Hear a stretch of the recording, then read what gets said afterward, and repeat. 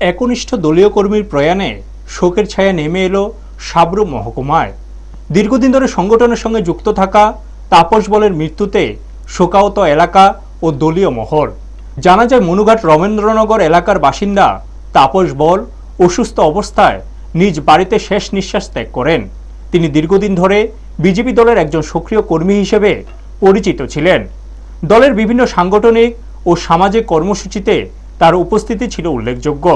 তার মৃত্যুর খবর পেয়ে সাবরুমের প্রাক্তন বিধায়ক শঙ্কর রায় দ্রুত তার বাড়িতে পৌঁছান।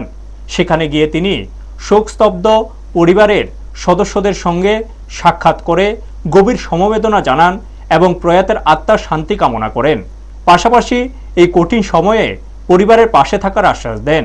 এদিন তাপস বলের শেষকৃত্যে এলাকাবাসী, আত্মীয় স্বজন এবং দলের বহু কর্মী সমর্থক উপস্থিত হয়ে শেষ শ্রদ্ধা জানান।